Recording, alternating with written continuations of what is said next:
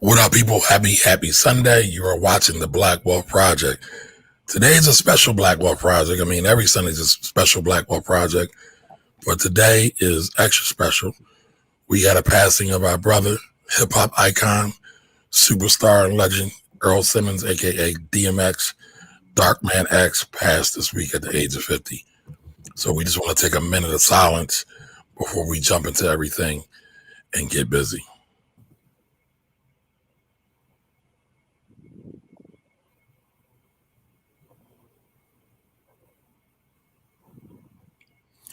So the world lost an icon, y'all.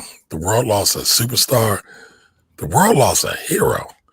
And the loss is heavy. I'll be honest, I didn't even want to do this show today and talk about this. But sadly, the team was like, we got to talk about it because it's relevant. It's important. The man's legacy is untouched, in my opinion, and bigger than his musical legacy. I think his contribution to the people is untouchable. But, I could go on and on and on about this, right? He's bigger than a celebrity. Part of the reason why I didn't want to talk about this is because I feel we get into celebrity culture too much. And then my natural contrarian views is like, I don't want to do that. I don't want to just hop on and talk about the man and exploit his name. So hopefully today we want to do a good show and honor him and not exploit him like so many others are doing. And I want to talk about the folks that won't honor him because of his imperfections. Well, that's a great point, Corey. But what's up, team? How's everybody doing today? You're just gonna start right off with some violence, huh? Yeah, man. I got to get to the violent part because I've been adhering to my 2021 policy of not going on other people's pages and rampaging on them and talking trash on other people's pages. So I've adhered to my 2021 policy, but we on our own, we on our own stuff. So they ready to catch bars. All right. Well, before it's dark and hell is hot up in here, what's up with y'all, team? Tracy's here today. She wasn't with us last week, so it's a celebration. We got an appearance. Celebration. Hey, man, listen. Anytime we can get the God up on the stage, it feels good. It feels good to have her here with us. I love y'all. I definitely be trying to be here more than not. So if I'm not here, it's because it's another opportunity. Listen, we know. We ain't nobody mad at you. We just said it feels good to have you in our presence. We got the legend with us. We got the legendary broker with us. Hey, by the way, I do want to say this though for the folks watching. May 29th, come check us out. We back outside. Oh yeah, and we in these streets. Yeah, look, we about to dominate. The Black Wealth Project is about to dominate the stage on that night. We got four or six of us will be at the event. Yeah. Wait a minute, that's an outside event? That's a live in-person event? Yeah, man. In-person event. We going to the streets. Okay. Yeah, we outside, man.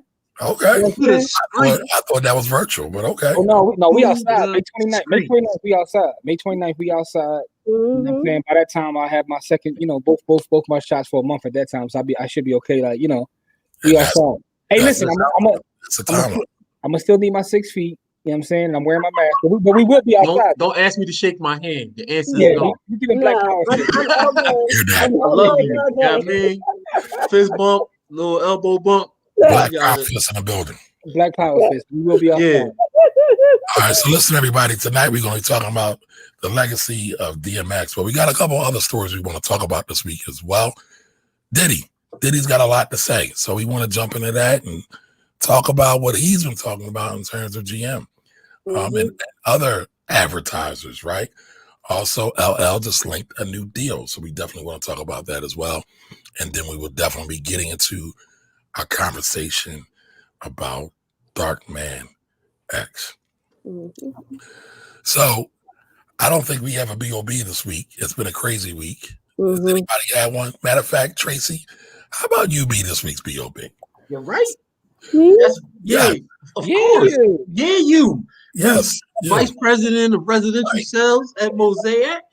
Listen, you got let's not downplay what that says. Vice President of Residential Sales at the biggest black brokerage in the city. let's be clear about what that says. That she gets to it and she's helping other people get to it. So let's recognize our sister Tracy. Listen, man, we got royalty amongst us, man. So you guys got to understand that. And Chris said it. Chris said it in the comments. Like, I see it. Thanks, Chris. yeah, man. So that's what it is. That's our BOB right there. Right our there. BOB is Real Estate Tracy. Right. As seen on HGTV. Yeah. Yo. Definitely. I appreciate y'all. And y'all know I work hard and I don't like to talk about it too much, but it's the big things going. Listen, Tracy, we like kindred spirits. We don't like bragging on ourselves, but guess what? We're gonna brag for you because, like Corey said, we can't downplay this one. It's major. We should be talking about it. So here it is, y'all. Mosaic Brokerage Group. Tracy, please run us through this. Oh yeah. Oh yeah. Yeah. I feel inspired already. Look at them words. This is the mantra of the brand. I don't take credit for any of that. That comes from our development company who owns the 50% of the brokerage, and they literally live and breathe by that mantra: autonomy, mastery, purpose, being what we exemplify in all of the business transactions that we deal with and we get involved in. So yes. Let me see, I can barely see it on my screen. Trying to pull it up, but yeah, this is where we are. We're located in Brewery Town, Philadelphia, right at the heart of 30th and Cecil B. Moore.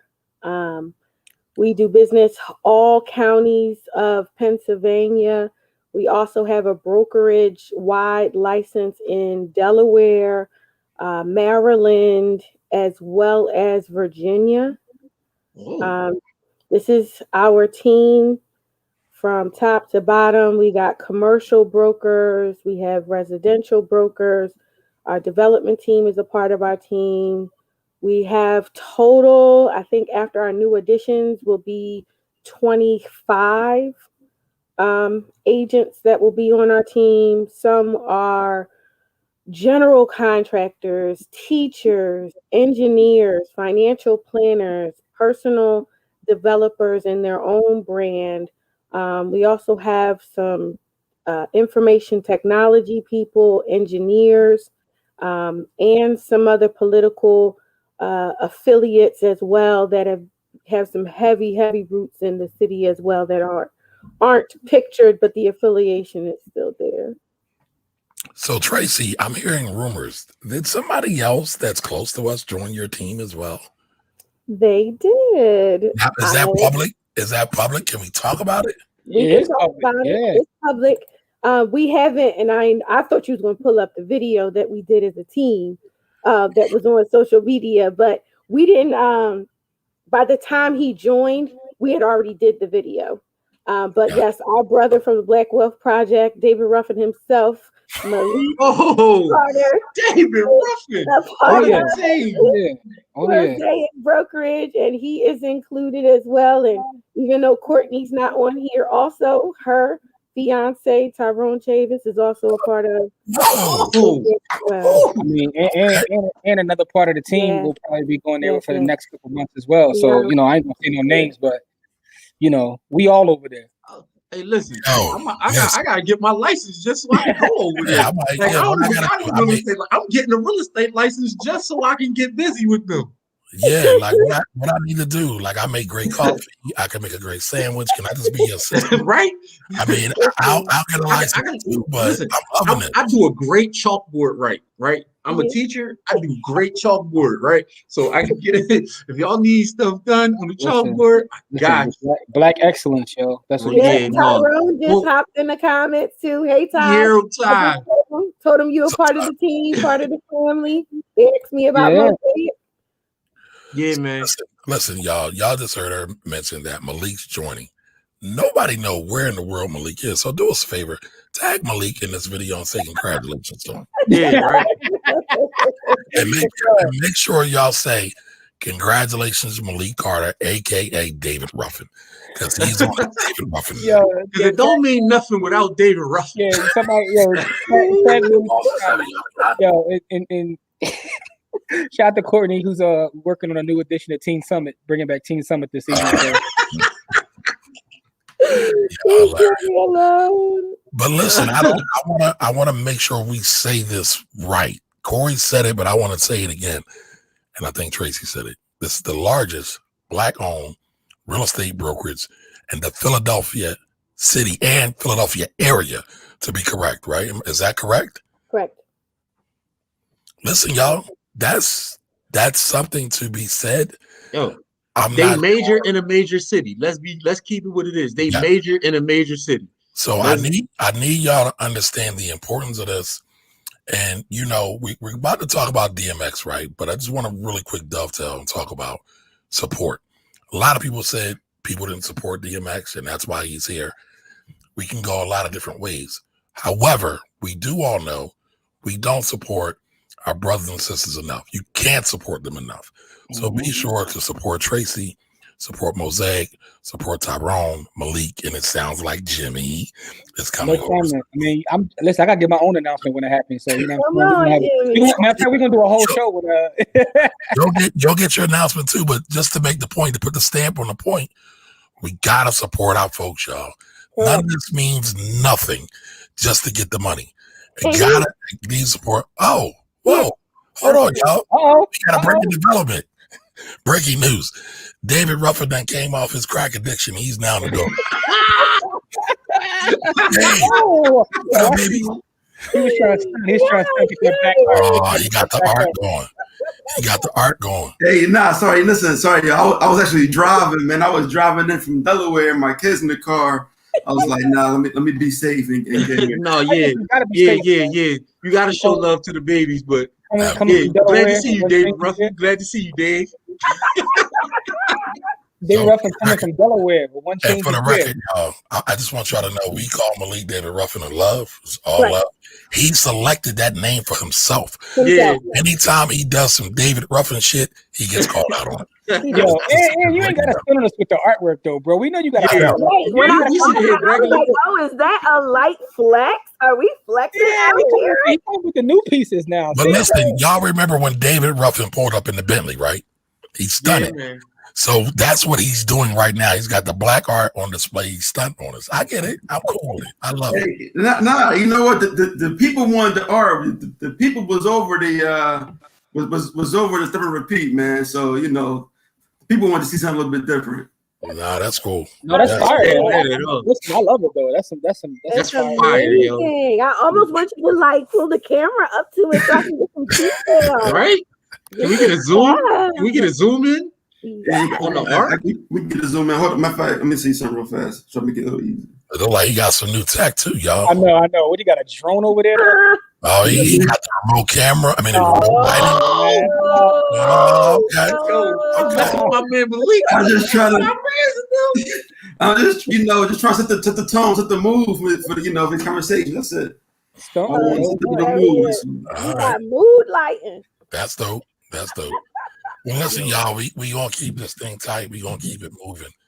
Next thing we want to talk about real quick is I want to know what is y'all's favorite DMX moment. Starting it off with Tracy. What's your favorite DMX moment? There's so many. I've been doing it for a long time. And this is probably one that I saw recently with all the tributes and stuff that happened to him. Probably one of my favorite was being able to see exactly who he was and how authentic he was. Because let me be clear, DMX loved Philly. He loved Philly. He was here all the time. And when he would do shows, even when it was the 5 spot and everything else, there was a clip of him being outside of the 5 spot on South Street and someone turning up his music in the car and him stopping, talking to that person to walk in the middle of the street to start dancing. Amen. Like just like love y'all, and gave the guy a dap, asked him his name, told him he respected him and thanked him for listening to his music, and then walked back over to the 5 spot to finish having this conversation. And I was like, that's X. That's what we want. Yeah. Okay. Corey, who you got? What you got? I mean, I was at Powerhouse 98. I heard about that. So that show was everything. The crazy part is I only been to 2 powerhouses, but that was one of the 2 that I went to. And I mean, it was fame. It was. I've been to 2 powerhouses. The other one was when they was throwing batteries on the stage at Jada. But yeah, man, like he went crazy in that joint. And my first time hearing DMX is my other memory. Is I heard him on a mixtape. And I was like, yo, I got it. Like, what is this? Like, he was bombing on a mixtape, and I was like, yo, I need this album. Like, where's the album that goes with this mixtape? And this was like 96, 95. It was like 96. And I was like, yo, like he was bombing on that mixtape. And so I was like, yo, I need that. And so, and it was Get At Me, dog, but you know, without the bleeped out John, he was going at K Solo neck. And I was like, dang, he naming names and everything. And he was like, I was like, yo, that's the raw. I love that kind of raw energy. And so I was all for that. All right, Malik, what you got on this? So one of my absolute probably favorite DMX moment is it's a picture of watching him just holding his son, and it's like you could I'm saying, like you could see like that pride and that love in his eyes. It was nothing that he was saying and nothing that he was doing, you know. But as a father, you kind of you get it and you understand it. But you know, clearly my favorite DMX. Actually, it's not even close. And if anybody else, man, if anybody else watches Drink Champs with Nori when he's in there with his kids, and he was like, "Yo, man, I'll body a nigga for them." And like with all this instead, like, oh yeah, we know. Like people say it, but you really mean it. I get it, I understand that. But you know, to see that love that he had for them was really appreciated. Okay, Jimmy, what about you? Man, it's so many of. First of all, shout out to Malik. That art is fire, man. I love the BBW picture you got back there. But listen though, it's so many. It's difficult. Like I've met DMX and I've been around him multiple times in Philly, and he's always in locations where he probably shouldn't be. Like DMX, I ran into DMX at a hole in the wall bar in North Philly, and it's like, why are you here? Well, why? I guess a better question is why was I there? But that's either here nor there. But NOBs. Comment. But here's what I will say though. That's not North Philly, by the way. No. I didn't say it was. You know, I'm just telling you whether he was or was not in there as well. But you know, all I'm saying is this though. My favorite moment really is something real simple. Is when he's singing the Christmas carols, and to me that's the greatest moment ever because like you have this guy who's like a hardcore rapper, what is pouring his heart, there's pain and so much pain in his lyrics, and to see him joyfully singing that Christmas carol is like that. We're going to play that every Christmas now. That's just part of the culture. That's just what we're going to have to do. And to me, that's just like my greatest moment to see the dichotomy of that individual, Dark Man X. You know what I mean? Singing those Christmas carols. That's something that will always remain a part of me. Is that right there? That's my favorite moment.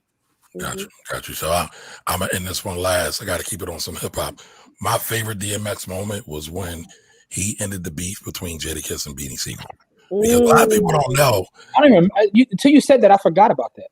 Yeah. A lot of people don't know. Some people got hurt behind the scenes on that were casualties of war. But he ended that.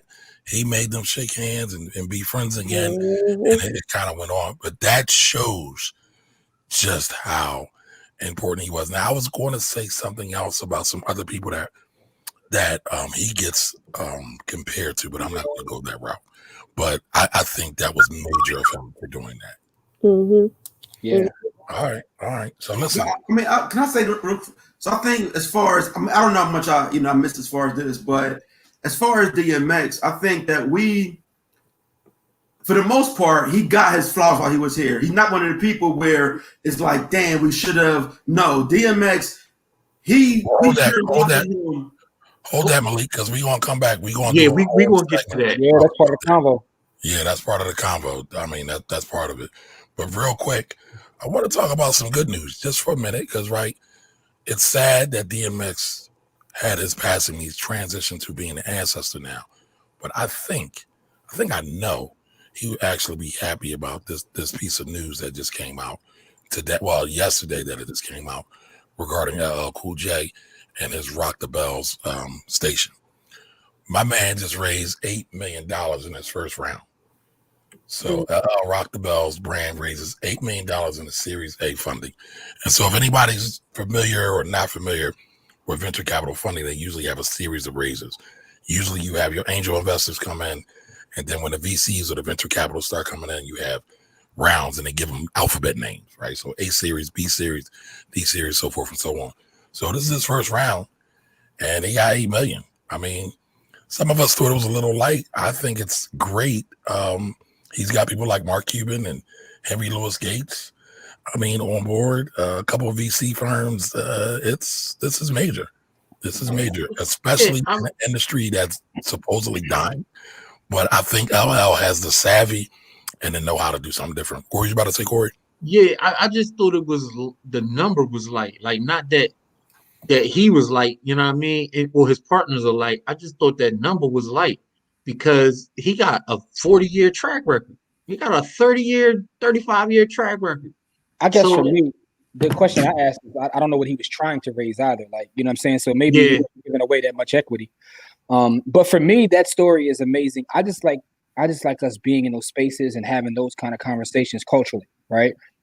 So when you start talking about, even if I agree or disagree with what it is you're doing, we start having conversations about equity, capital raises, investing, like all these things, are amazing to see within hip hop culture, because I'm old enough to remember that just wasn't a conversation. That wasn't a conversation in hip hop culture. And now it's a part of the culture. So to me, that's what's amazing about that story. Gotcha. All right. And so the next thing we wanted to talk about real quick, again, another big week in hip hop, another big week for Black business is y'all man's Diddy. Diddy made the rounds. Diddy made the news because he had something to say about GM and basically the lack of support for Black media, or rather their lack of spending dollars with Black media. But Diddy got some pushback. So I know we talked about this internally, kind of behind the scenes a little bit. Many people think Diddy should not be the voice of this movement. Diddy should be worried about getting Mace's masters back. What do y'all think? Listen, he got that Courtney and Kamari pushback. When Courtney and Kamari said, "Let me push back a little bit," then they did. Man.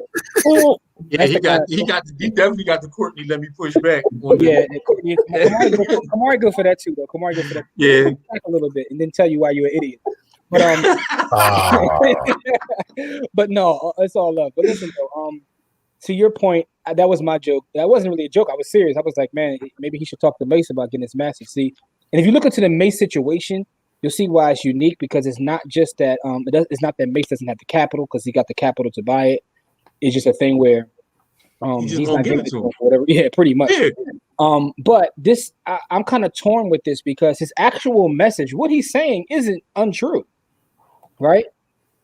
He's pointing out a lot of amazing facts and giving data and things of that nature, but sometimes it's the messenger, and it's like an internal battle, like, is the messenger more important than the message, or like, you know what I'm saying? No, the message stands on its own merits, but the messenger is, for this message, is absolute basura.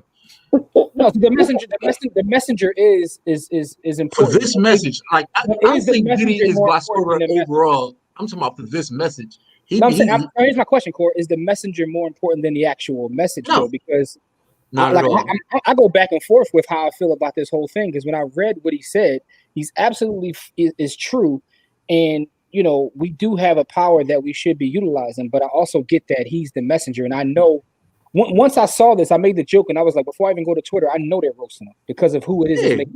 Firing off on boy. His artist been committing suicide for 10 years because they can't get their money. You got Shine. Shine had to go back to his country and become president. My man did a bid for Diddy. My man had to go back to to Belize and become, you know what I mean, and get with his folks to get his money right, huh? As an aside, Belize is not a bad place to be, but that's no, that is not a. Listen, that's kind of like one of my dream places to live. I'm not saying it's a bad place. I'm just saying he had to go rearrange his whole life. But and so Black Rob, you can name the what's the name? What's the boy? Oh my God, Craig Mack. Like all of these dudes was like, yo, Diddy just fix my contract. Now the thing about it was Diddy was given the standard industry contract, but now that you know better, you gotta do better. You gotta do better. That's true, and that's a great point you just made. And I don't want to like go off on a tangent about this, but I've read this several times that he was given the industry standard contract, the same one that the other folks give, the Jimmy Iovine's and Clive Davis's give. Correct. But for some way, he's been marketed as being the bad guy within that space when they all were doing the same thing. Now, you know, I think that's a piss poor argument. Gonna make it right. I get that. What'd you say? I think that's a piss poor argument, but you just said it. No, two wrongs don't make it right. But that's not my point. I think these are two separate arguments. But it is bothersome when you see someone, you know, act a certain way and become a face of something. It's almost like the welfare argument. Like, who's the face of welfare? But is that statistically accurate? Yeah, like I don't want to hear that from him. I don't want to hear that from him. Yeah, not from him. No, I get it. That's why I said that. It's the messenger versus the message. Right. I think there's a bigger issue in conversation. I've had this a lot of times, which sometimes makes me upset. Some of our leaders and entrepreneurs and people who get to a certain space in their career have been trying to play the game like the white boys for so long that instead of trying to dismantle patriarchy, they just want a seat at the table. Yep, that's a fact. Ooh. And actually, that's my whole issue. But before I get into my point, I just want to put some context around this. Diddy said that GM spends roughly $10 billion a year. Excuse me, $8 billion. No, I'm sorry, $3 billion. GM spends $3 billion a year on advertising, and out of that $3 billion, they only spend $10 million with black media. Now, people have not been paying advertising and supporting black media the way that they should. Not even black-owned businesses, right? That's a whole other conversation to jump into. What I find interesting, and just to piggyback off what Tracy just said, it's 2021, and it's like we're trying to play the game the same way. Why not, with all this star power Diddy has and what Revolt has, you could really help level up some really good and deserving black-owned businesses to really level the playing field. And I ain't talking about a handout. I'm not talking about a handout, right? There's the connections, and there's enough reach to find some really, really prominent folks that can really, really turn the quarter with either some capital injection or some celebrity endorsements. Like, it doesn't even have to be money, to be honest. I mean, there's so much. I mean, look at what Diddy did for Diageo. Mm-hmm. Right, aka Ciroc. Like, somebody said rock the vote. Diddy changed the whole around voting. No, I don't know about that. But hold on, campaign. Hold on. No, it does. No doubt. But I'm going to talk about the dollars and cents. The dollars and cents that man has generated for Diageo via Ciroc and his other brand is phenomenal. And I'm not mad at him for doing that. But just imagine what he could do and his team could do for other black-owned businesses with some marketing power behind them like that. So, again, going back to Tracy's point, let's stop trying to go back to the quote-unquote white well, and let's go back to our ink well and just keep it popping that way. So I don't like not to be a Puff defender, but he brought a lot of attention to Spurgo, you know, and definitely pray that $25,000 grant and started a whole initiative around the grant that he gave Trey, you know, and just for him wearing Spurgo and marketing that brand, you know, Trey is 14, 15 years old, millionaire now, in part because of the Diddy co-sign and Diddy mentorship. You know, of course he had hustle. You know, of course he had, you know, Neo definitely helped him get to that level, but that Diddy play, you know, shout to Diddy for that move. Yeah. Completely agree with that. He's definitely helped a lot of different people in a lot of different spaces that were not in music. The problem I have is the people whose foot he had their neck hit on in the music industry, who he was responsible for their entire career. He kept the status quo of what the other folks were doing and did not deviate from it. And he's in a space now where he could literally pay out all those people that was under him that didn't get what their just due was, just for reparations, just for the sake of the struggle and the culture. Listen, my bad. That'll put him in a whole different space. To actually pay them would actually help him. That would actually. Tyrone came through, and he's right. I don't know if anybody's seen Black Rob. Come on, Black Rob. Come on, he doing bad out here. Yeah, I saw Black Rob. Only thing I can say is, when you see Black Rob, you will say, "Whoa!" Like it's bad. Like so, and I don't. I'm gonna say this. I don't know his story. I don't know his details. I know that there have been a lot of discussions about a lot of crews from back in the day that were popular or one-hit wonders or whatever that never actually did well. And unfortunately, sometimes their crew, their circles, their scarcity mindset and other things didn't allow them to perpetuate to the altitude that they could have. Now, whether or not that's Black Rob's story, I don't know, but I do hate to see people who were once, in the beloved circle now literally just scrapping and scrambling on the streets. That's just not something that should happen in anybody that's ever touched your crew. Black Rob has some he went to jail. He's been fighting some other demons too, sure. and we really don't know how much help that was offered, he provided or didn't provide, and how much help he actually asked for. Actually, a man up at the college actually he actually manages Black Rob, so we talk a little bit about it, and he tried to help him out, but no, he's definitely in a bad place. Yeah, he's managing some real demons. And so, and to kind of bring us back to the DMX, it's like DMX, battling, depression, self-medication, self-esteem, self-love, just rejection, like these type of things, battling, like no matter how much love you get on stage, I'm battling that. And most of us don't even recognize the mental health issues or say mental health or even know right where to go get help. That's just not, getting therapy has never been a really big topic or a big thing to do in the Black community. It's just not one of the things that we have been doing. And right. And let's not go too deep into DMX because we won't hit DMX. No, I'm not going. No, this is about therapy. This is about Black mental health and Black awareness and what we can do to help people, and how we can help people. And maybe some of these things could have been headed off earlier had we even known about these resources. Right? The only resource that they give is money, but money isn't a cure-all. It's like we definitely need to talk about, dealing with your mental health and throwing you in these circumstances, situations, and you need help. Like I can't. Does Diddy know? Does Diddy even know how to address these problems that these people are having? That Black Rob in particular is having. Are the people around Diddy that say like, what, he might need therapy? Let's get him into a program.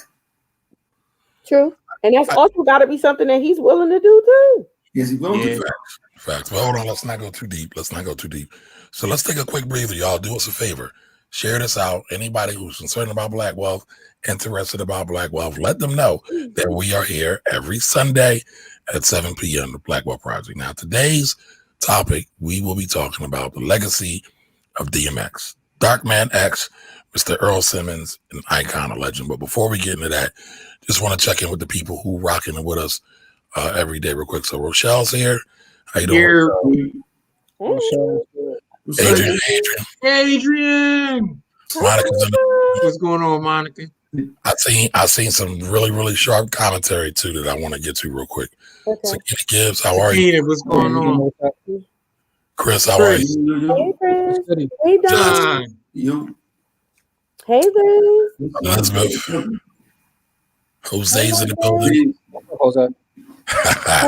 Queen of the Mosaic Brokerage in the house. Yeah. Hey, Chris. Put some respect on her name.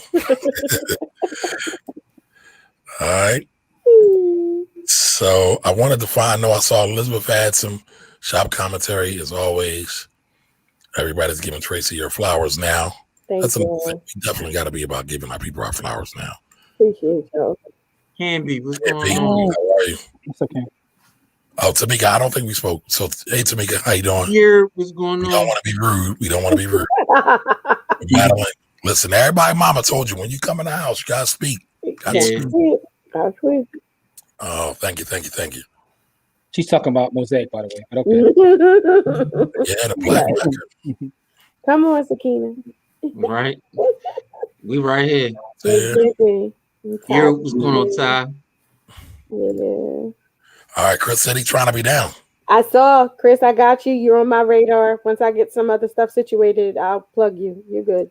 Oh. Security. Now say trying to be Mosaic security. Okay, Adrian's trying to bring y'all to the shine. Listen, we got some other cities on our radar already, so I mean, I'm not surprised. We can talk. Let's go. I'm just trying to go to non-mag and see if it really goes down like that. But that's either Yeah. Okay, so Tyrone said he's also working at a black-owned and operated title company as well. That's dope. Mm-hmm. I don't think I knew that there was a black-owned title company in the city. It's a couple of them. Yeah. Okay. Yeah, Mr. David Ruffin, Power Rangers.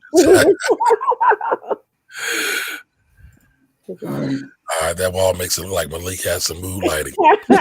Yeah, he did. Listen, he's trying to have a red light party, y'all. Red light special. Turn off the light. Teddy P. Yes. Yeah, X did love Philly. Yes, he did love Philly. Listen, I heard some stories about X this weekend about him being there, and actually his dad lived here. I can't repeat the stories, but man, very interesting. Very interesting. Mm-hmm. All right, Tyrone says his most fond memories of DMX hanging out at 19th and North. Listen, so for anybody that doesn't know Philadelphia, 19th and North is in the heart of Yeah, North that's in the hood. I grew up 3 blocks from there. I know exactly what he's talking about. That's when he was supposed to be on stage. So that's crazy. 4 blocks from there. Yeah, man. What's up, Willard? All right, Willard says congratulations. Thanks, Willard. Yep. Yeah, he did. Yes, he did. Yeah, that's hilarious. Buffalo wings too, by the way. Just put that out there. Yeah, that's also true. Listen, anywhere where you got a dirty spoon, that usually has great food. What up, Dwight? Our agents, they doing the insider hellos to the team there. Oh no, you see what she said? No, she's talking about the episode on the Bada Hood podcast. Yeah, Karan's in the chat. Oh, all right, my bad. I haven't listened to that one yet. I've been seeing. No, you was hating because he was on your show first. That's what it was. That's right. It's called, you a hater. In journalism, it's called scooping. But I'm not hating. I'm definitely gonna listen. What you did was hate. Are we being accused of something? Yeah, we didn't No, it's not. Listen, that's just what it's called, y'all. Come on, I know give what them it's the called. lingo. But listen, though, I just want to. I want to send a shout to Karan too, because we got a lot of great feedback from that, because he was so transparent in telling his story. So there's a lot of great feedback about like some of the stuff that he discusses openly about things that he has to deal with on a daily basis. So salute to him. That's I dope. gotta watch it. I haven't seen it yet. I have to watch it. Andrea didn't even help Wolf. The Wolf thing is a little tricky though. R.I.P. And technically, he did help Wolf by not giving the details of Wolf's mama's house. But that's a whole other conversation. Diddy is amazing, but he's melanated colonizer. Yeah,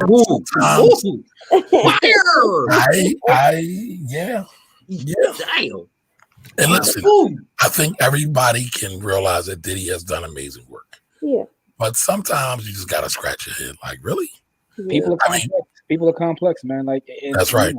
You know, I personally think that this whole move with GM is to put pressure on them to spend more money with Revolt because the environment is ripe for that, and they might actually start doing that. So I don't disagree with anything that he's actually said around that. Right. But his actions got to start. The rubber got to start meeting the road. You calling on people to do stuff that you're not doing. Correct. Come on, dog. You can't nobody want to hear that from you until you get your ducks in a row. Nobody's ever going to want to hear nothing about anything from him talking about money. Correct. Like jerking you. Yeah. All right. So Karan says, Adrian, I so appreciate that because I was wondering how it sounds. Speaking of which, the Black Wealth Project's interview with Karan. Right. By the hood. Yeah, by the hood. Okay, excuse me. You don't want to be Black Wealth Project right now. No. Y'all want to be separate. But no, y'all right. You're right. I messed that one up. I flubbed it. Thanks but I know sometimes Kamari is shady, so I know it wasn't subliminal or not. He, no, it wasn't. Whether he actually made it, No, I really flubbed it. But thanks for pulling it out. All right. The Daddy versus the Locks. Yep. That's up. But they got their stuff back. They got their stuff back. They had a lot of help getting it back. They did. Yeah, it matters when you down with the Rough Riders and DNY got your back. Tyrone, what are the details of the Black-owned title company? All right.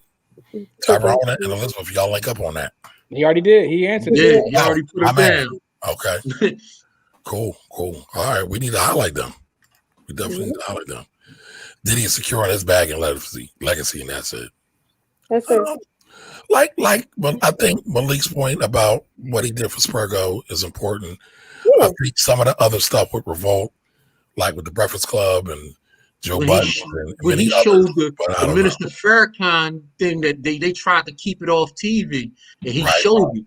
Like I said, I don't think Diddy is an absolute jerk. I just think that he's being hypocritical, and it's hard to capture his messages because his actions is not meeting.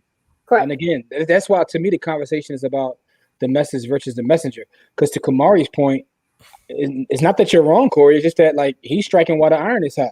Correct. He's like, look, this is a chance to, So I don't disagree with what he's doing. I disagree with his previous things that he's not fixing.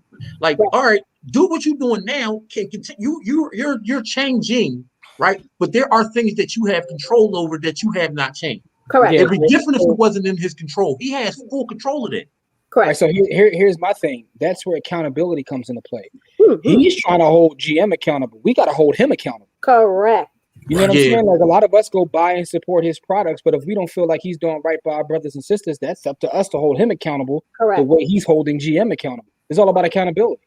Facts. Can I say one thing though? I think the only person keep it short. The only person he made owe money to. Everybody else can go, but to me, keep it short. Nah. Come on, man. Come on, David. Come on, Dave. No, only thing I was saying is nobody's in the label even Sony Records except for Mace. Biggie made that was it. But that's it. Anyway, go ahead, Kamar. No, you're right. Because the rest of them, he's not. He's not. They sold the most, but Faith went at least gold, right? But he let her out. He let her out of the contract. He let Total out of the contract. He let 112 out of the contract. Right. He let all of them go. The problem comes when they start looking at it as without him, none of them had the same level of success that they had with him, right? So he has a skill set in terms of a producer, whatever you want to say he does. Correct. But he let all the rest of them go. The Mace thing is to me where it's problematic because he held on to think, and Mace raised the capital that he needed, and it was like, oh, you did raise it? Oh, now okay, let's push the bar up here now. Correct. You know what I mean? So that's where the Mace thing comes into play, but. I understand what Malik is saying. The rest of them, he let them go to other opportunities. It's just that it didn't work out when they left. Right.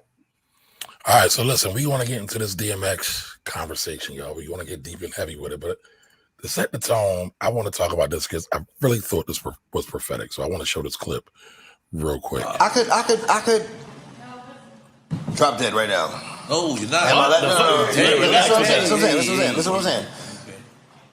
If I was to drop dead right now, my last thought would be, I've had a good life. God damn.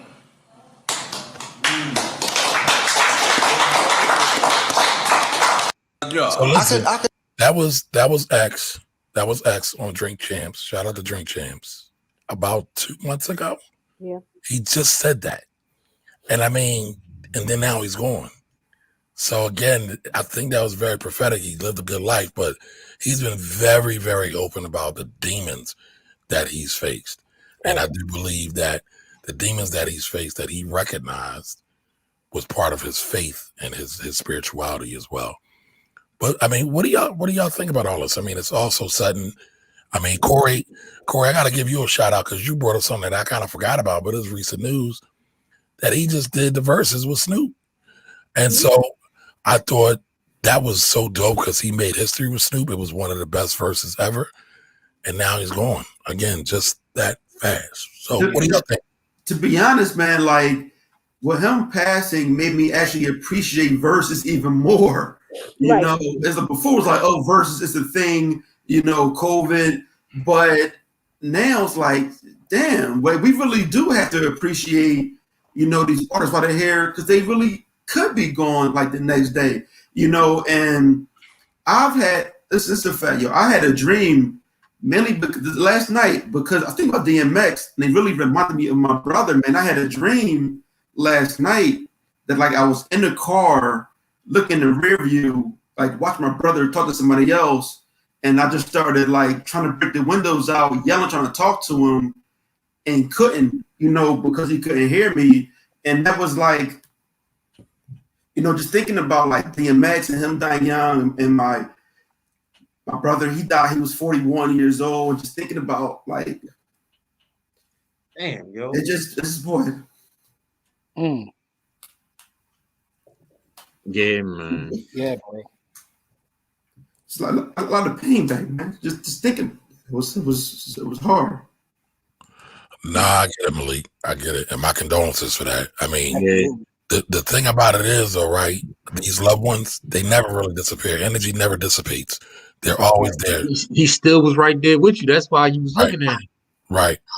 And so I think it's a blessing that you was able to have that dream and still remember him, man. I mean, like, a lot of times we look at death, and Malik, I'm not picking on you, but a lot of times the grieving process is really hard for folks because we're only thinking about ourselves. And Malik, I'm not calling you out on this, but I'm just saying it's a very selfish experience for people because again, we're only thinking about themselves. But like when we look at an ex, that man was hurting for a long time.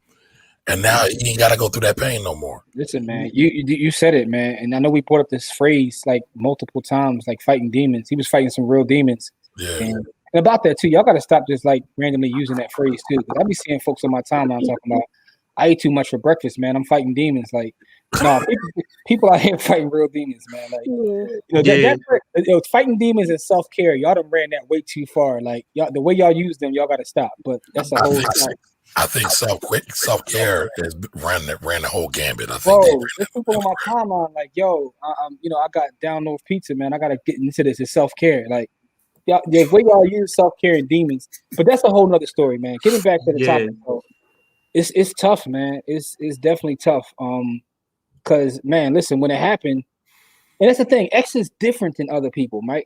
And I'm not trying to be smart, but it seems like we lose rappers all the time, right? Mm-hmm. It's just what it is. But there are some that just affect you differently. X, the way that affected me was like, man, the same with Nip. Like Nip and X are the last two where like it really, really hit me. And I thought about what Corey did too about the verses.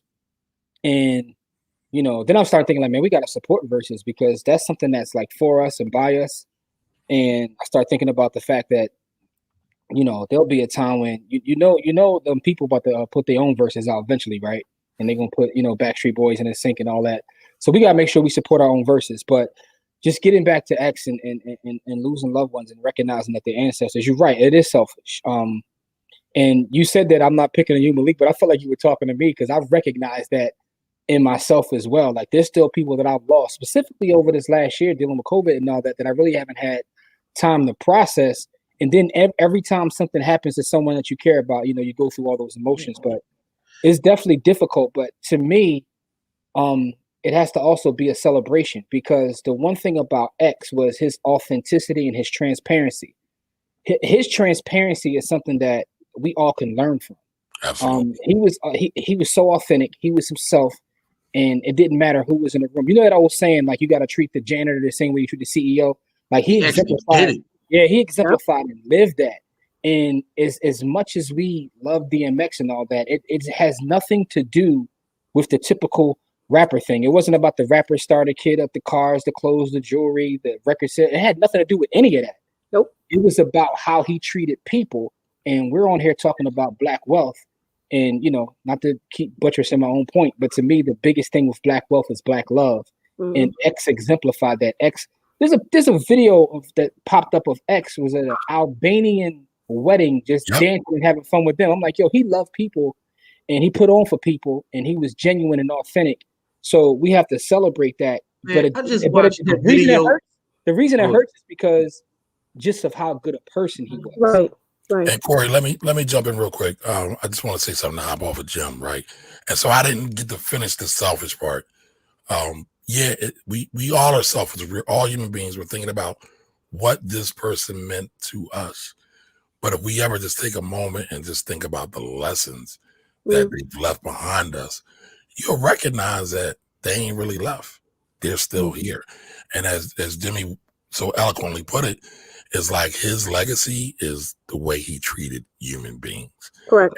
If we can get anything about that, from the Black Wealth Project to the Black love that we need to have, X really showed love, like across the board. And so, you know, out of all the people, you would never expect his legacy out of everybody just because of his persona, his so-called persona, to be the superhero, man. You said it coming on like a superhero. And the thing about what Jim was saying, and to add on to his point, is that when somebody is that genuine, right, and they show you they bare their soul, and then people try to take what they did and they try to twist it and they try to make it into their own, whatever they try to make it into.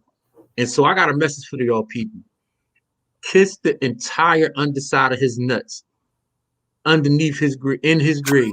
Y'all don't think because I seen people talking about he don't deserve peace and all of this other stuff. Oh wow. And I'm gonna tell you this. If he don't deserve peace, no human on earth deserves peace. Because he had flaws.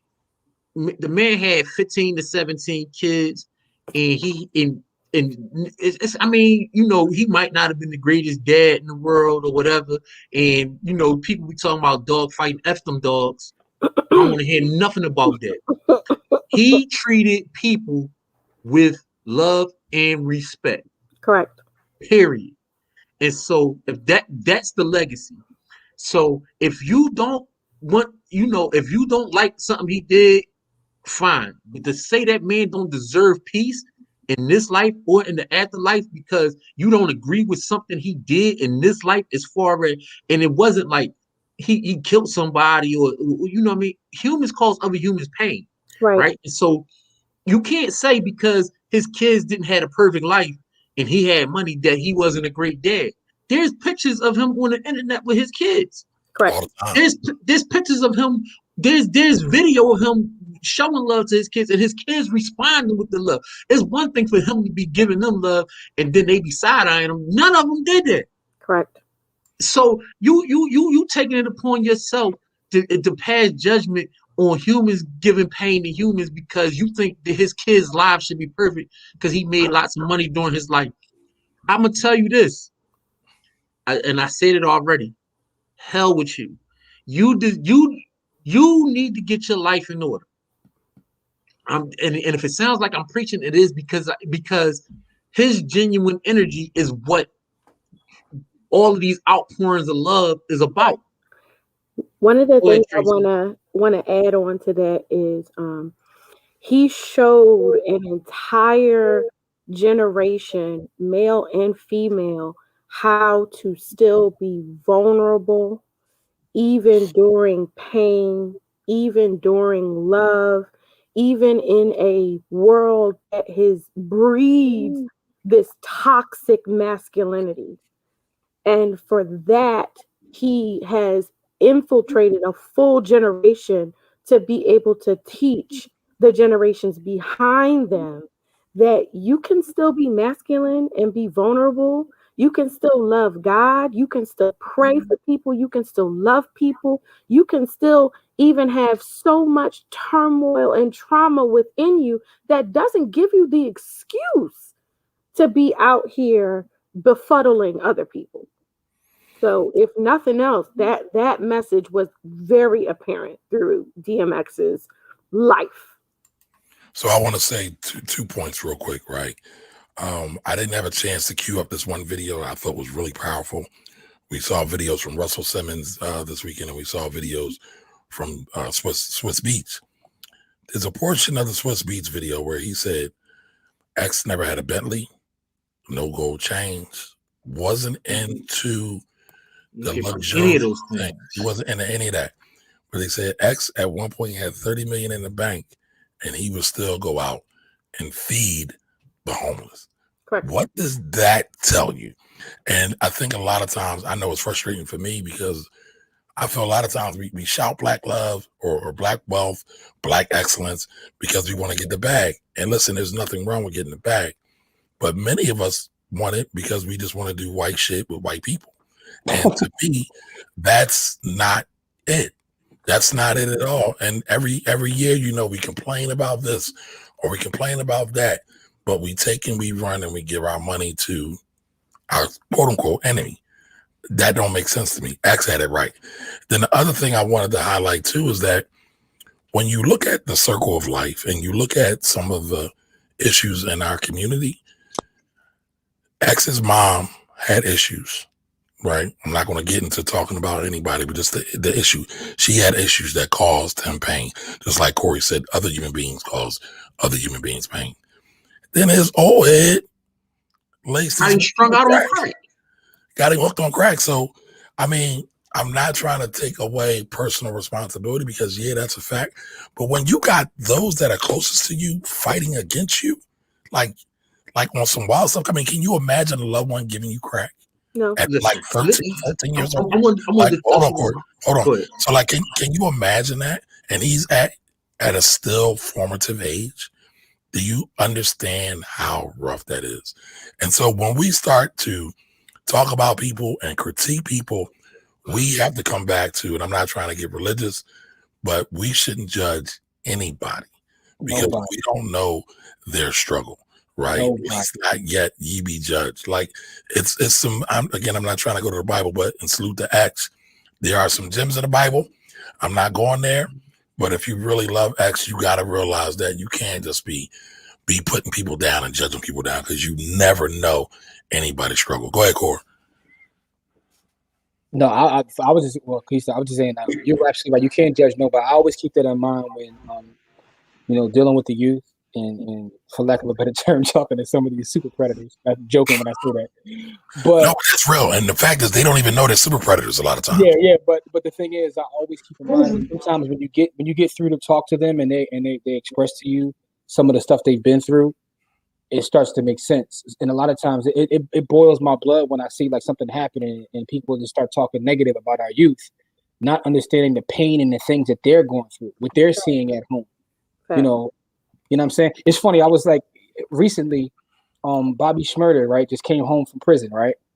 So they were playing his song and that ain't my speed, but I was listening to this song and it's a part of the song we talk about, I've been selling crack since the 5th grade. And I'm sitting there like, some of these rap lyrics, when you listen to them, right, they're like crack. Why are you selling crack in the 5th grade? But my whole point is like, it's funny, but at the same time, it's like a lot of this stuff, and a lot of times the way we judge the youth is bad because, to your point, you can't judge anybody, but you never have no idea what nobody is going through. Right. You know what I mean? Like I was listening to Jay-Z.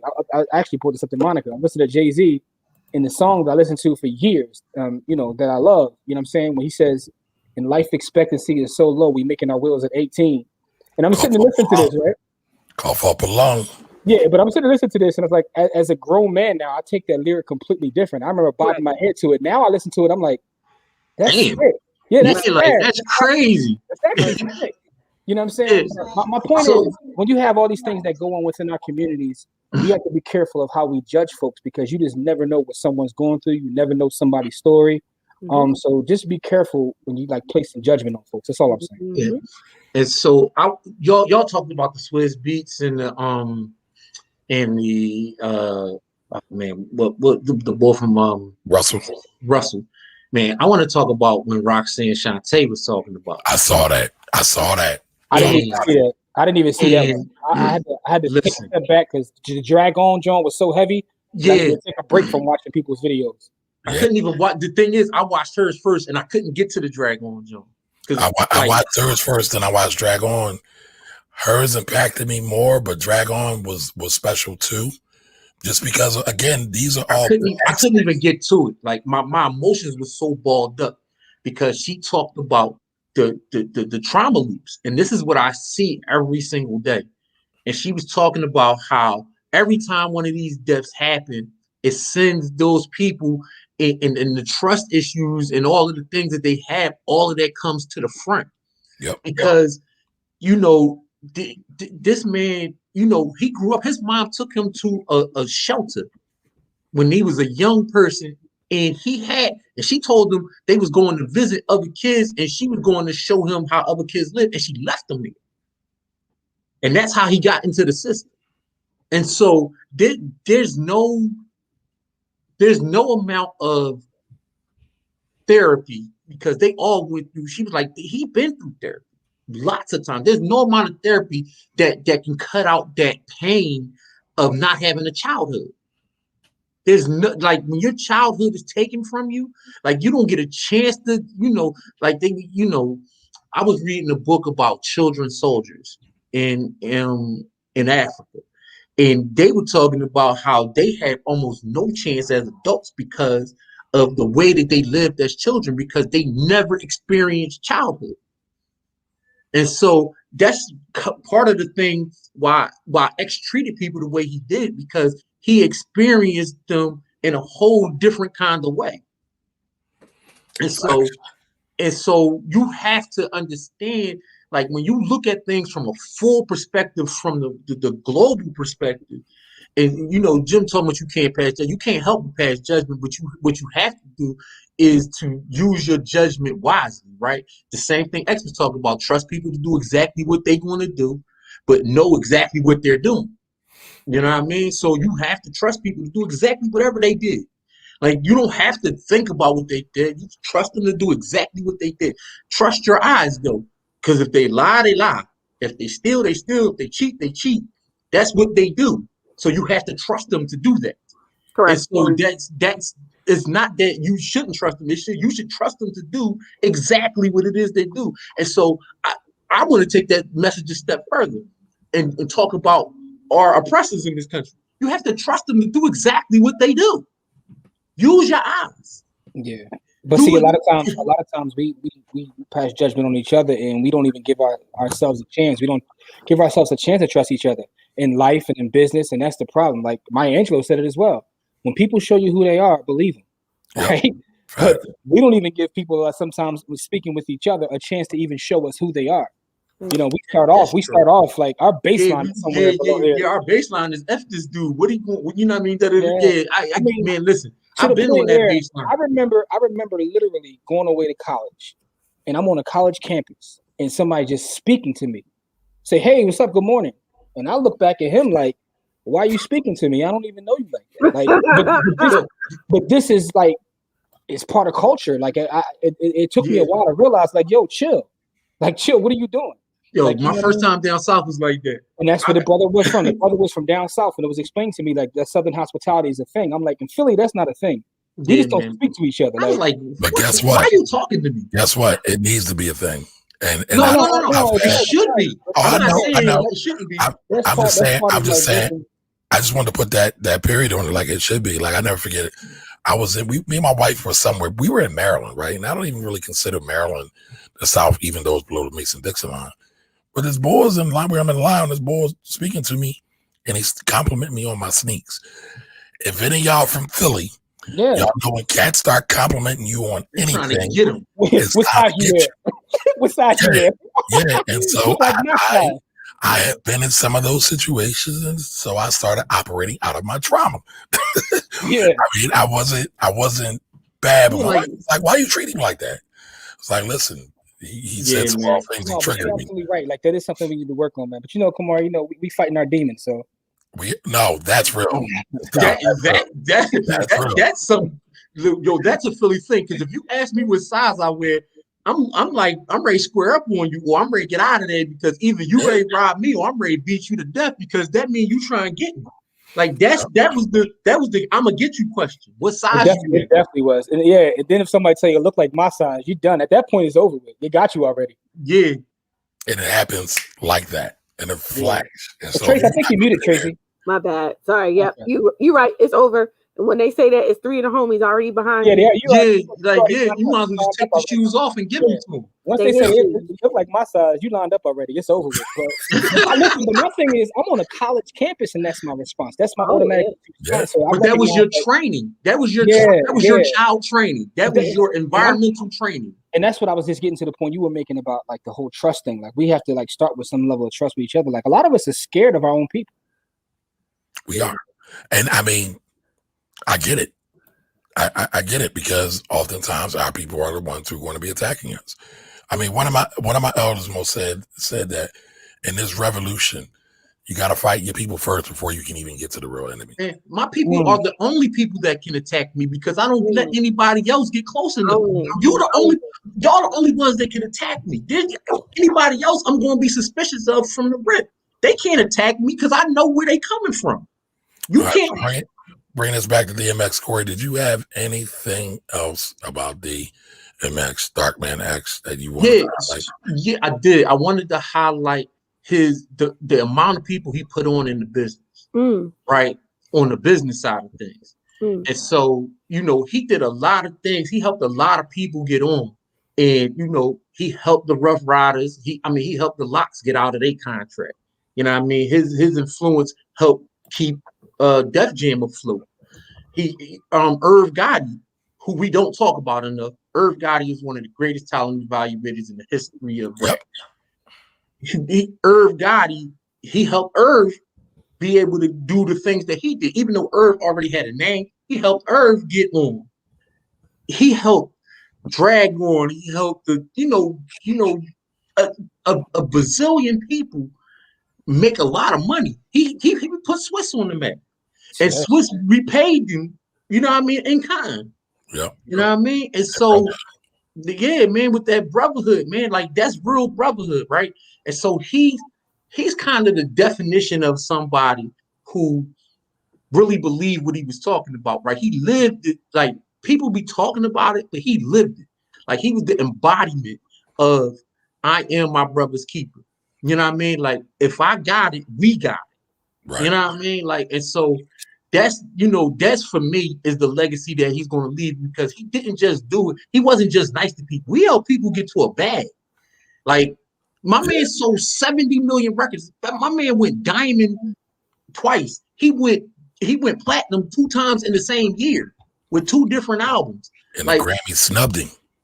You can, man, listen, he didn't care. But the thing is, he never cared about any of that. So I don't feel like it was a snub to him because he didn't care. Yeah, you know what I mean? I'm sorry. But listen, I want to shout out Swiss too because you talk about brotherhood, man. Like Swiss Rep X, like it's crazy because he's the first person I thought of when I heard the news because anybody who's in the hip hop and follows hip hop culture, like Swiss talked X up even when X was at his lowest. Yeah. Even when X wasn't in the spotlight, he was going through what he was going through. He always talked glowingly about him and bigged him up this entire ride. So I mean, everybody needs friends like Swiss, man. So it's not about what you say in front of your friends. It's about what you say when your friends aren't in the room. To both of y'all's point, you and Corey's point, right? Again, in that video that he did, he literally said out his mouth, "There is no Swiss Beats without DMX." I get that. But he reciprocated the love is all I'm saying. And he showed it while he was still alive. Yeah, it's while he was still alive, and I'm pretty sure that now that he's in the transition, that he'll continue to do so. But I just think that's dope. True friendship, and I think that's amazing. Well, listen, I hope that when we transition, that all of y'all in the audience keep us alive, keep the black love flowing. Because at the end of the day, all our days are numbered, right? All we have left is the legacy. So hopefully we can be impactful enough and leave a legacy, a real legacy of love, right? Support, compassion, and all of that, and a bag. So, the bag's important, y'all. No, it is. Listen, I ain't trying to go nowhere, but God forbid something happened to me, I want y'all to go on YouTube and like take my top clips and like make everybody think I was great. Though that's all I'm asking for. No collage. All right, give me a little video collage. We'll definitely put the little the Griseldas up and the Dipsets. Dips and Griseldas, man. Hey, yo, shout out to Adrian too, who's in the chat, because Adrian is I'm giving her a new name. She's like the documentary queen. She always hits me to all the new documentaries, and she just put me down with one on Netflix that was fire. So I want to make sure I give Adrian a shout out. I'm gonna tell you all the name of it in a second. It's the Brutes one. That's what's it called? Oh yeah. The joint on HBO. Exterminate all brutes or something like that. Yeah, Exterminate all the brutes. It's on HBO. Adrian, can you put that in the group also, the Black Wall Project group? Oh man, it's heavy. Funny thing is, it's a 4-part docu-series. I only watched one part because I was so angry after the first part that I have to get back to finish it. So it makes you a little emotional. But Adrian, she done gave me a couple docs at this point. So she's like, Dwight got the books and Adrian got the documentaries. All right. So cool. Let's get into these comments before we bounce out of here. Let's show the love. Let's see. Who are they? All right. Who are they as beings? They're light, right? Just it can't be done. Facts. Well said. The special and different message that DMX gave us was about us and how we going to take it back to the streets. I agree. Yeah, man. I agree. Laws Nipsey hit hard, so the Pac just the body work. Yeah, Pac was heavy. Yeah, man. Not for me, but I shed it. That was one of the few times in my life I actually shed a tear. I was like, damn, yo. Because he brought that pain in anger to that music, man. I'm gonna be. I didn't shed a tear of Pac. I love Pac, but it was so like much Biggie and Pac, East Coast, West Coast, that I was kind of blinded by it, and it didn't hit till later. I ain't gonna talk about that, Jimmy. I don't want to get sidetracked. Yeah, okay, but all I'm saying is Nip hit me in a way that I didn't think it would hit me, because Nip was angry. Yeah, that made me angry. Like X made me. I felt sad when X died. I was angry when Nip died. I was absolutely furious. Yep. I was spazzing on folks on social media for like 6 months. I was going crazy because they was trying to downplay his legacy. Like, yo, because the thing about Nip, I never heard a Nipsey Hussle song until he died. Correct. I never heard one. Same. I knew about him through business. Me too. And so when he died, I was. Yeah. See, I was a fan of his music. But to your point, though, I'm gonna let Kamar. Let me get you back to the comments so we can get out of it. But the thing about DMX was interesting to me. Over these last couple of days, I've been, sitting. I'm going in the bathroom to cry because I want Monica to see me crying over DMX. But listen, man, I'm fighting my demons, yo. I'm fighting my demons. But in the middle of all that, and I'm watching these videos and these tributes and all that, nobody's even talking about his music, and that speaks so much to me. And it's like these people, like even some of the, the Youngs and the Lils have pictures with X, and they're talking about what he means to them. And then you got the OGs, you got people from R&B, like this, like, his impact, and none of it has anything to do with his music. 70 million records. But think about someone that sold 70 million records, and none of it has anything to do with his music. It's about how he touched them, how he made them feel. And that, that goes to that quote where people remember how you make them feel. They don't remember anything else, but they remember how that you make them feel. And that just speaks to that. Yep. Yeah, I'm gonna come back to that. I just want to say I saw a video of Cats and Arabians with the Sabres with the X, and they did a whole video about X and his music. I mean, he's touched people around the world. He was a global phenom. Yep. He was a global phenom. All right, so just jumping back into the comments real quick. All right, so Dwight says Darkman X is still with us through his content. Malik, I feel you, bro. I wigged out at my mom's passing and caught everybody off guard because I'm quiet, but we're going to grieve, bro. And there's no timeline. Facts. Yeah, no timeline, no grieve. Nope. Nor should you feel bad about grieving. I know, again, a lot of us, we taught to be strong, But listen, man, we still humans. We still humans. Telling you, that's that toxic masculinity. Like everybody is a human. You have emotions. You need to be able to rectify them. When men are kids, they're told to bottle that emotion up. Be a man. Be a man. Man up. That's the first the first time anybody said anything to me that was a man, that was one of the very first things that somebody said to me. They told me to man up. Like, yo, why are you crying? Like, big boys don't cry. Yep. I've seen it all. I got brothers and uncles and all kinds of stuff in my family, and I watch it, and I've seen generations of it and transitions of it and different discussions. But at the end of the day, it's not working, y'all. It's not working. The thing is, I still ask my kids why they're crying, but it's not because I want them to stop crying. It's because I want them to identify what made them cry so that they can handle whatever it was that made them cry. Not because that men don't cry, it's because I need you to be able to identify those emotions and to be able to control them so you don't do something stupid with them. Correct. It's All not. right, let's get into the Quran joint. All right, X helped him understand who he was in 7th grade and battling this demon of violence and chaos. And it was so complicated. His music, he literally held my hand. Damn. That's right. Falling. Can't wake He's up. the reason why I became transparent. Woo. That's dope. Man. All right, Jose says just saw a clip of Gab Union where she talked about how much X loved the Golden Girls. Yeah, he did. And would laugh freely. But others who were on the set were often scared or apprehensive about approaching him. She went on to say she would do his press interviews because he didn't have time to respond to critics about cinematography. That's gangster. All right, so Elizabeth says, the way people forgive these male killers and royal pedophiles, woo, I wish someone would whisper X doesn't deserve peace. Yeah, I'm squaring up. Okay, Elizabeth. I agree. I wanted to. I thought you was intellectual here. You gangster. No, that's how I felt, man. To see that phrase, male killers and royal pedophiles. It's real. That's real trap, though. All right, so Elizabeth says, I'm going to sit quiet. I'm stuck with the Bayo avenues I utilize for now, not forever. It's poison. Tracy X really showed us much vulnerability and was a man's man for what it's worth. Yep, I agree. You can do both. They are not mutually exclusive. At all. Yep. DMX was killed by a drug dealer. Facts. DMX got set up.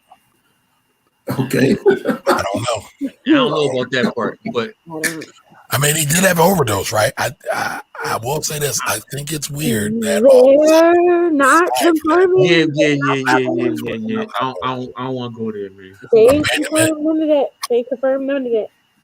Abandonment is heavy. It is. Absolutely. It is.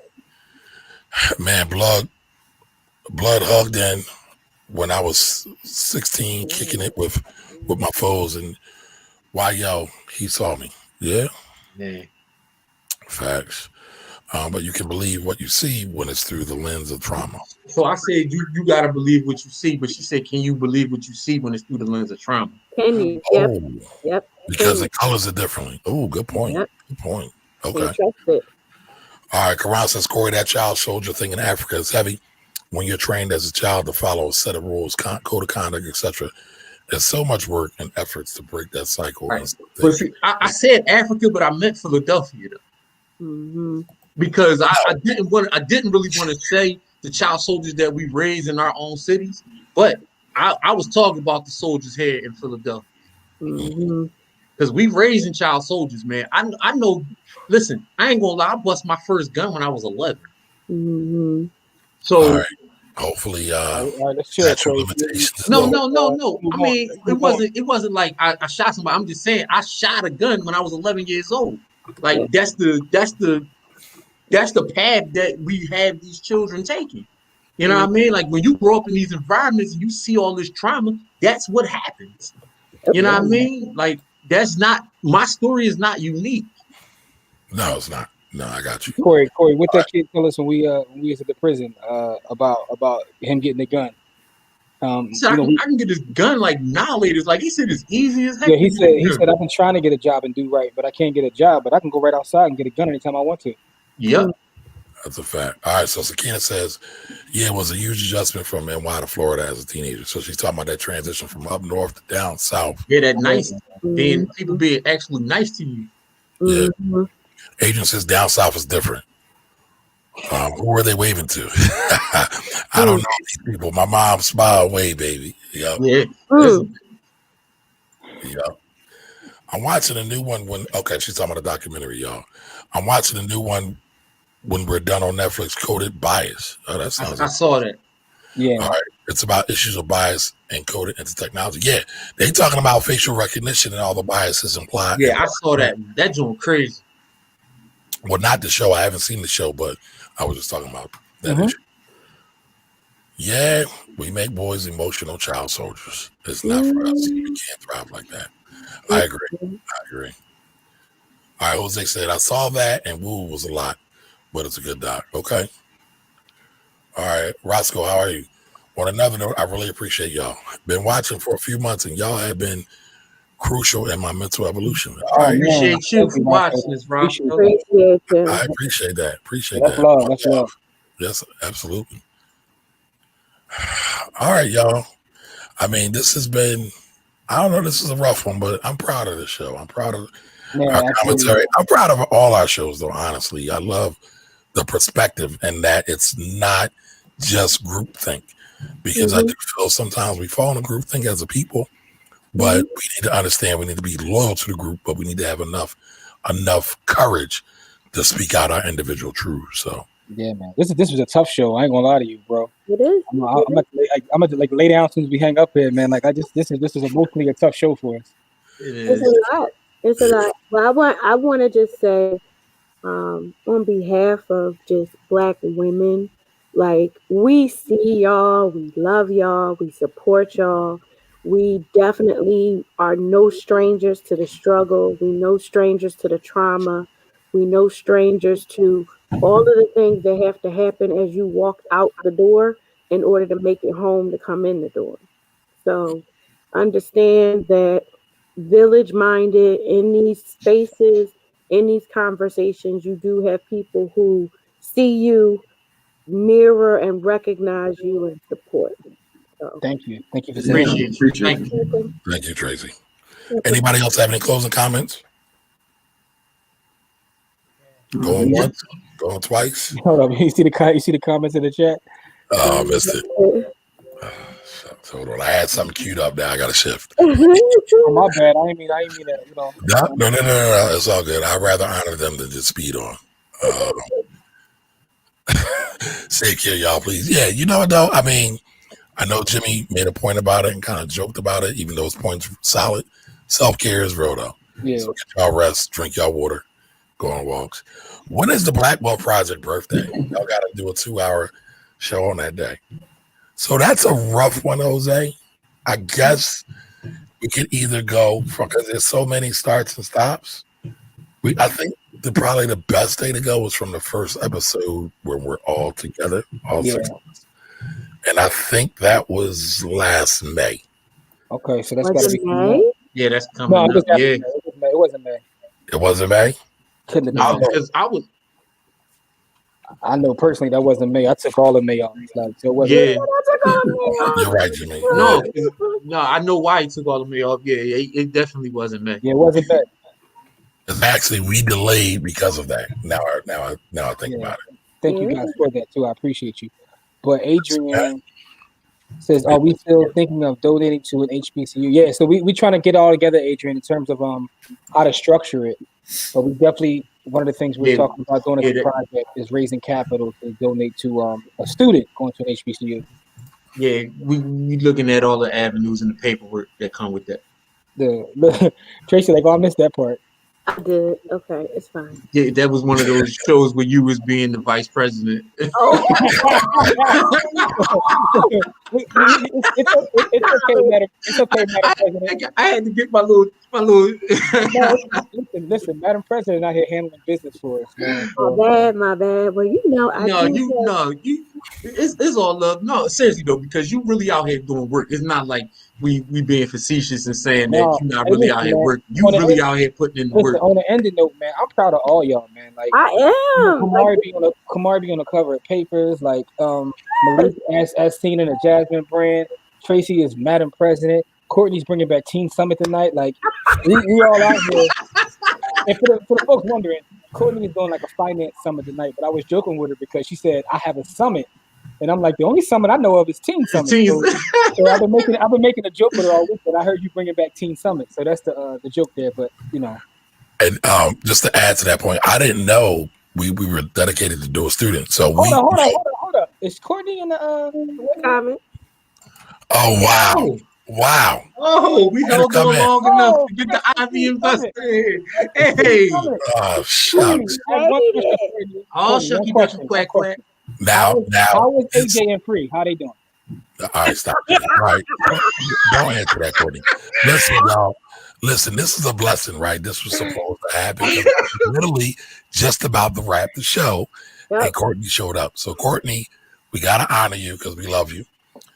What was X to you? What did X mean to you? Oh, she gonna make me cry. Oh, man, where the tissue at, man? Yeah. Oh, I've been like really going through it about X because he was like the he was like the soundtrack for college. So I think that's where it starts. But he was a poet, and he was also, I guess, the poster child for addiction. Mm-hmm. But he gave the idea of and showed people that, you know, he was a person.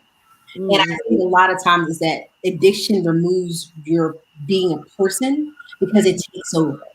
And then with X, we were able to see kind of the other side of it. And he's so smart. He was so smart. Just his intelligence was just out of this world. And his attorney said that he was one of the greatest poets. And I definitely agree with that. And so seeing that him being the poster child for, you know, and I think, again, he had a lot of trauma, and the way that he navigated it through his trauma was, some people wouldn't agree with it. But at the end of the day, is that he was still standing. I mean, he was basically an addict for 30 plus years, and he provided us with a look to see like what addiction looks like. And it's not always the person on the corner. And I think that's a really important thing for us to see. And also is that, you know, we all battle with these things differently. And I think, again, he also showed his humanity, and he was a praying man. And I mean, as a Christian, I thought that was really important, is that like, I was like, oh my gosh, X is no longer here. He's no longer with us. But it's like, I know he's in a better place. So I'm kind of okay with it. But I also think about the children and the family that he left behind, and that he still wasn't able to mend some of those relationships in a way that was meaningful, that I understand. So I do feel very sad about that. But again, you know, you see the good. He allows people to see the good. And there was a tweet about how he ran into a young lady, and her father was an addict, and he helped, the conversation that he helped with her helped mend her relationship with her father. And there's so many different stories that I've seen that people have shared during, you know, his passing and while he was in a coma, that he did actually change lives. So again, throughout all his pain and throughout all his trauma, he was able to really change some lives for the better, and they're still here. So it's a lot and it's heavy, but I appreciate X. Gotcha. And listen, y'all, as we close out, I just want to announce, no, Jay-Z and Beyonce are not buying the masters for X. It's been. You saw that? Yeah. I saw that. Hey, man, you got to go to the comments real quick, man. Tyrone sent a comment that you got to put up. That's right. Hey, boo. I love it. Hey, Courtney, I'm looking for the hey, boo back. Can we get it back? Hey, boo. I ain't mad at that. I ain't mad at Listen, Black Love, man. Black listen. Love. We all about that black love. Tell them again, Jimmy. Tell them again. Hey, Black Love. You know my thing. Black love is black wealth. That's right. Yes. That's right. All right, y'all. So listen, again, we appreciate you all We appreciate you all being here every week. Do us a favor, help us out. We're trying to spread this gospel, y'all. This Black love gospel, this Black wealth gospel. But as the only way I could really see fit to really end today is by closing out with one of X's prayers. I could. And too bad Stop that right now.